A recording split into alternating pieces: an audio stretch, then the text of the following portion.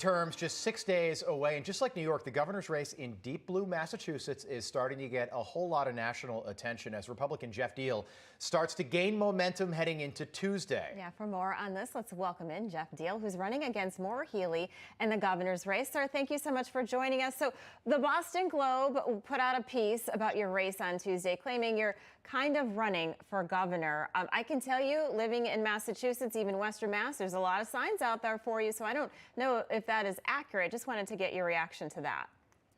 Yeah, the Boston Globe is basically a subset of the Democratic Party here in Massachusetts, a newsletter, basically. Right. No, we've been campaigning for a year and a half. When I jumped in, Governor Baker hadn't decided if he was going to rerun, our current Republican governor. He decided not to run against me. I beat a challenger who spent $2.5 million against me, and now I'm taking on Maura Healey. We definitely have a race. We have an operation, and we've been doing incredibly well. Our TV ads are running right now, pinning her basically to the decision to block natural gas pipelines into Massachusetts. We have an energy crisis in our state right now, but we're being warned about rolling blackouts, and our electricity rates are about to jump 64%, specifically due to Maura Healey and her war on energy, along with Joe Biden.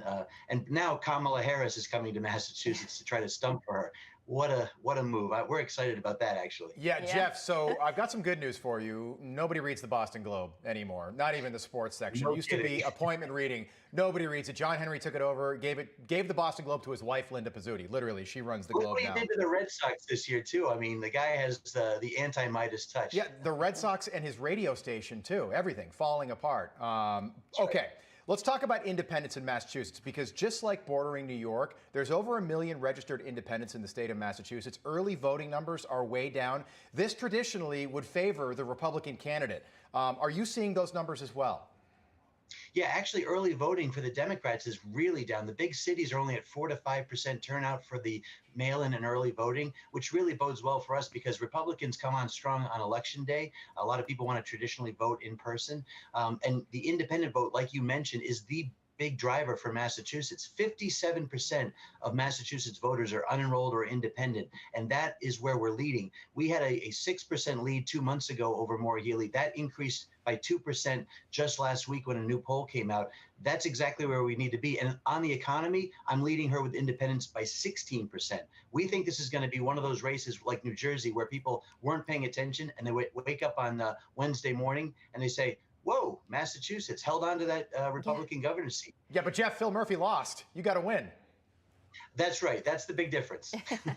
Yeah, Geoff, another issue that I know is important to voters in Massachusetts is education. You have 2 daughters. I have 3 in the school system. You've released a plan to give parents more of a say in decisions regarding education. I think we as parents saw what happened during COVID. We've seen the test scores and we see the woke culture going on in the classroom.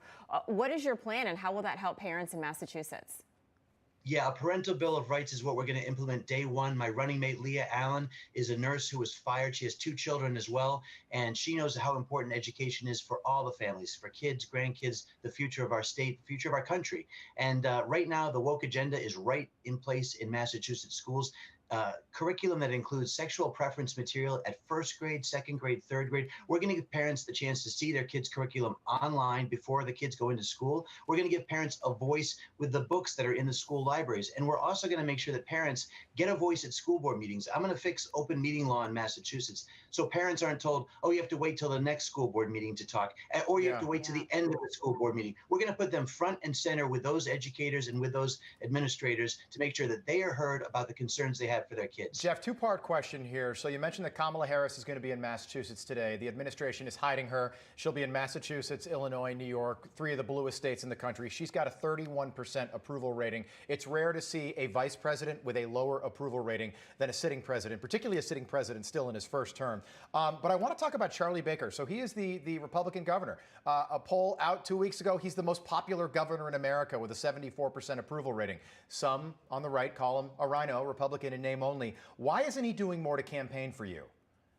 Well, look, I supported him when he ran in 2010 and didn't win, and in 14 and in 2018. For him, I think the fact is that I supported President Trump. I don't think he was on board with that. Maybe that's what it is. But at this point, again, my focus isn't on who endorses me in this race. This is about winning the endorsement of all those voters across Massachusetts. And again, you also saw that my opponent, Maureen Healey, basically avoided national politics as far as Joe Biden for the entire last year that she's been campaigning. But now that they see that the polls are tightening and that her turnout's not coming out, they have to ignite their base by bringing Kamala Harris in. I think that's really a big sign. Look, when Scott Brown ran in 2010 for the first time for U.S. Senate, they brought President Obama into Massachusetts. What a huge failure. Scott was down 15 points with a week to go, and he won by 7 points, a 22-point swing. I think he probably wants to thank Obama for coming into office. I want to thank Kamala Harris for coming into Massachusetts. Yeah. All right. Geoff Diehl, great to have you. Thank you so much, sir. Good luck. 6 days to go, Thank you Geoff. both so much. Thank you. No crooked establishment. None of that twisting the truth. No talking down to me. Don't tell me how to think. Don't tell me how to think. Don't tell me how to think. I trust Newsmax. Newsmax. They don't tell me how to think. They let me decide. Newsmax. Real news For real people.